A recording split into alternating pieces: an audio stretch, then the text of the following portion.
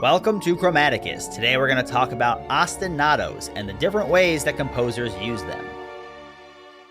Most resources will tell you that an ostinato is a repeating musical figure or motif. It can also be a rhythmic idea where you're arpeggiating chord tones, or maybe repeating a tonic note down in the bass. But they usually fail to explain one of the most critical aspects of the ostinato, and that's how you can use it to activate the pitch material of a mode. This is especially useful in exotic modes that don't always yield useful chord changes. I'm going to use these 4 examples to explain how to creatively and effectively use single line and layered ostinatos. As I mentioned, you can use an ostinato to activate the pitch material of a mode.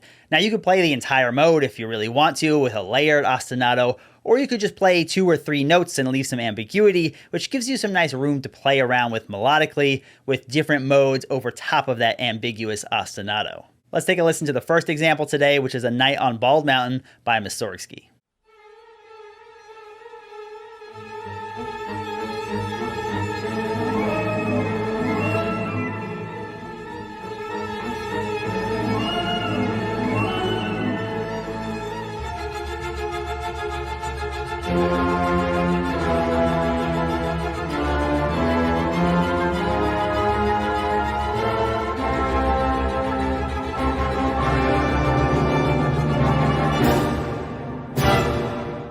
This is the single line ostinato played in the violins 1 and 2 in octaves.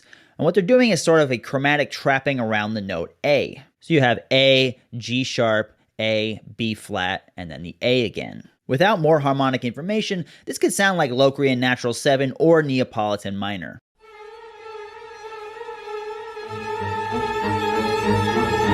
So you can start to see how this small melodic motif here repeating is activating some of the pitch material of the mode. In measure 3, the oboe and the flutes play a pedal tone A in octaves, which helps to confirm the tonality of A. And the bass line plays a very similar idea with the trapping of the A. And notice that the A's are on the downbeats of each measure, along with that pedal tone is really helping to confirm and tonicize A as the tonal center. As I mentioned, the modality here is a bit ambiguous because he doesn't play every note of the scale, so it gives him a little bit of freedom in the melody to kind of play around with different modes. In measure 5 here, the horns and the timpani now play the pedal tone A down an octave from the previous oboes and flutes. The bass line switches to just A and G sharp, and the ostinato in the upper strings switches to a trill between A and G sharp, so really just a variation of the bass line just up high now. The melodic run in the woodwinds as well as the violas first play through A Locrian here,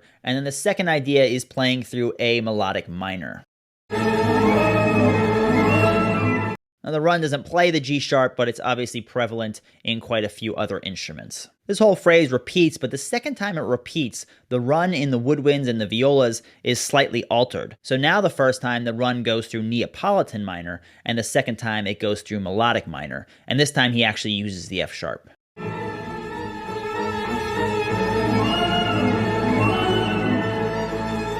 At this point, he's only playing A and G sharp in the bass, as well as the upper violin parts. So he's leaving a lot of ambiguity to the modal sound, and that gives him a lot of room to play around with melodically. He can use Neapolitan minor runs or melodic minor runs and a few others, and they'll all fit the same 2 repeated notes. In measure 12, he changes the ostinato rhythmically as well as harmonically. He now has a little F cluster in the upper woodwinds as well as the upper strings. And between this sound here in this measure and this sound over here with the B natural, it gives sort of an F Lydian sharp 2 sound. The coolest part about this section is that the melody is below the harmony. So you have sort of a bass melody with harmony above. This gives a very dark, ominous, brooding sound to it.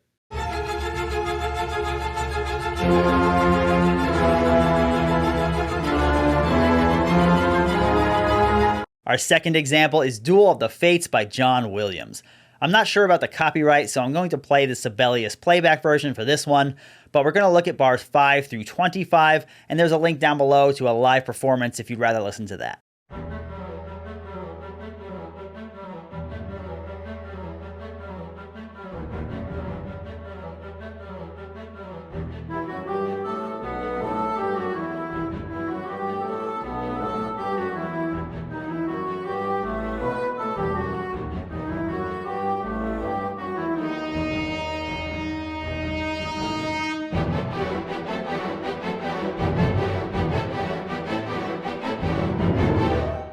The first 4 measures is that choir intro. We're going to skip that and start in measure 5, where the ostinato begins in the clarinets and the violas. This ostinato outlines an E minor sound. What makes this ostinato so unique is the rhythm and the articulations. It may seem subtle on paper, but if this was all straight eighth notes played legato, it wouldn't be nearly as exciting to the ear. It would have more of a stop kind of sound to it. The tonality is confirmed with this E pedal in the bass clarinet. There's also a short punctuation of E in the piano and in the low strings. So there's a lot of emphasis on E to help clarify it as the tonic. This is important because with an ostinato, there are no chord changes or cadences to confirm the tonality. In measure 7, the piano plays E along with G, this time to help confirm that E minor sound.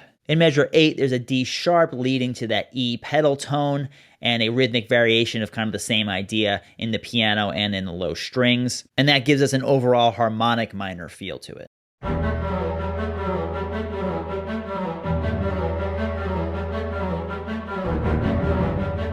In measure 11 is where the melody starts, and it's played in the alto flute, the English horn, the clarinet, the bassoons, and the harp. The ostinato and the rhythmic punctuation stay pretty steady up until measure 16, and then there is a little subtle variation here in the line. It's still in E minor, but he plays some different notes and kind of give a little bit of variety. It's pretty subtle, but it's very interesting.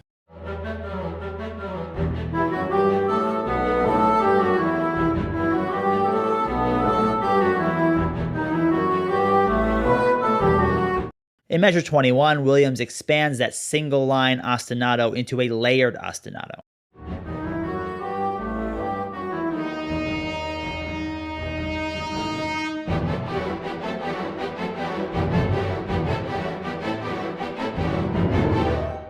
Let's zoom into the string section and get a closer look. So you end up with 3 lines all moving together. Now they have the same rhythm, right? So it's the same rhythmic idea for the ostinato, but they're playing different notes, so it adds up to a larger harmony here. The violins 1 and the violas are playing the same idea in octaves, and then violins 2 have their own line, and the cellos have their own line. So you ultimately have 3 lines moving together. And the aggregate sound of all of those lines moving together is really an E Aeolian sound, but with emphasis on some of those D sharps in the bass line, as well as the harp arpeggio, which is an E harmonic minor run. You could argue that the overall sound is E harmonic minor. And if you notice in the cellos, he's got this little chromatic movement here with C, D, and D sharp. But again, there's that little bit of ambiguity that he's able to play around with, and it would probably be easier just to analyze this whole section as E minor. Now that he has this much larger layered ostinato, in the next section he continues that larger sound, and then he also expands the melody to have 4 horns in unison to keep up with that larger harmonic idea.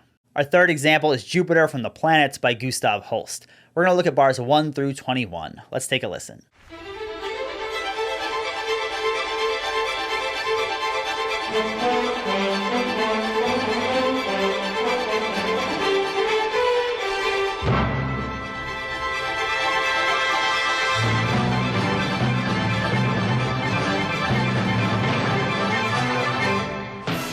So in the beginning, we just have one texture, which is the layered ostinato in the strings. Now, divisi in the string section means that half the players are playing this lower line here, and half the players are playing the upper line. Check out how Holst staggers this ostinato, though. The violins, too, first start off, and they're actually all playing in unison. It's not till the second measure that they split and start having these independent lines. The violins 1 do the same thing. They start half a measure later in unison, and it isn't up until here that they actually split into the 2 separate lines. So you actually don't get all 4 separate lines until here.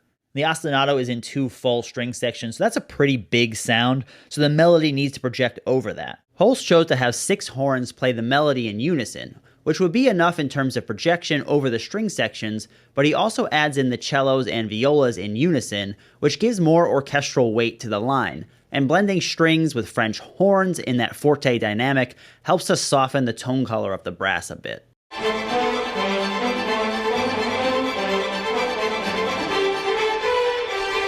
The layered ostinato and the melody in this case, I would say, is more of a C Ionian mode, although this may be debatable without chords or a bass line to really clarify the harmony. This section can be kind of difficult to analyze because once you bring in the melody, which hovers around A quite a bit, on paper it might look more like A minor, but it doesn't really sound sad or like a minor key. And part of the reason is because of the tempo. I think beginner composers tend to overlook the fact that tempo actually makes a big difference in our perception of the sound. In other words, if you take a minor sound and speed up the tempo a lot, it starts to sound more like action-adventure music in a movie.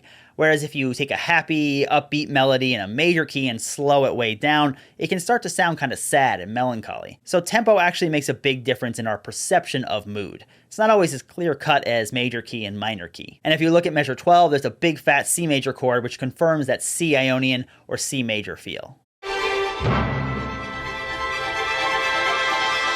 Now, along with this big C major chord in measure 12, the orchestration of the ostinato expands to 4 string sections. So it adds in the violas and the cellos down here. Now we have a much bigger sound, and in measure 14 it's made even bigger by adding all these woodwinds up here. Notice again how he staggers the woodwinds in one at a time instead of just having them all come blasting in on the downbeat. It gives a much nicer, evolving, growing sort of sound to it.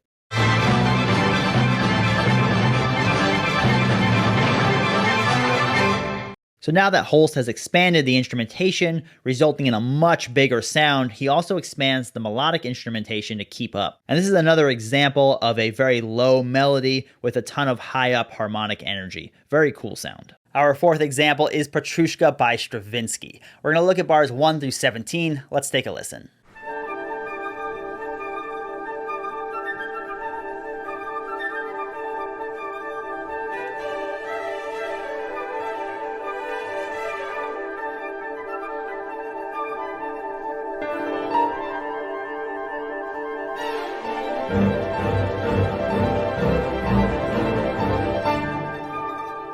This piece has a variation of the layered ostinato idea that we saw in the previous example. It uses these tremolos in the horns and the clarinets to outline a D suspended feel. Now this notation here is actually shorthand for this. The lower horn plays back and forth between D and E, the upper horn between A and G. The clarinets do the exact same thing, doubled up an octave, but the rhythm is twice as fast. This rhythmic interplay here adds a very nice, unique quality to the idea. And the flute melody goes right along with that, outlining a D sus chord. If you notice the back and forth between the clarinets and the different horns here, that's probably just for breathing purposes between the different players. If you had just horns 1 and 2 playing this line all the way through the whole piece, they would have to breathe somewhere, which would cause an interruption in the music. The overlapping and dovetailing idea in the horns and in the clarinets helps the players to breathe while keeping the music nice and seamless.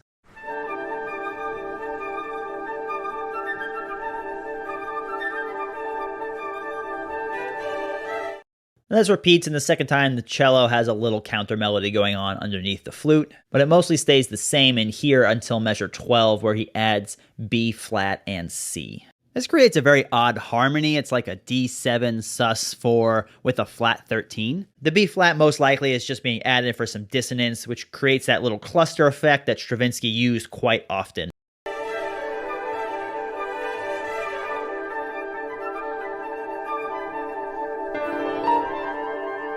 At the end of measure 13, the string run here pulls us into an expanded version of the ostinato, much like what we saw in Duel of the Fates and Jupiter. And he lays it out to where it's actually playing 6 of the 7 tones of the G Dorian mode. So he just leaves out the flat 7th, that F, but he plays all 6 of the other tones of the mode. He also adds a little piano line outlining those 6 notes, as well as bass notes with a lot of emphasis on G, and then this little line moving down to G as well.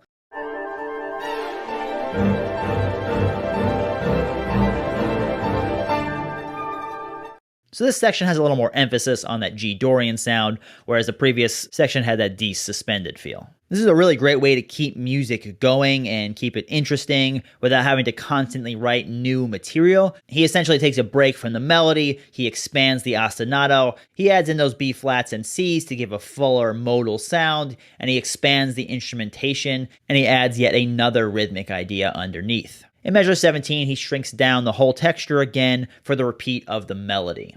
There you have 4 great examples by masterful composers using ostinatos to activate the modal pitch material. You can see how they build textures up and shrink them back down, and also how they use ambiguity to their advantage.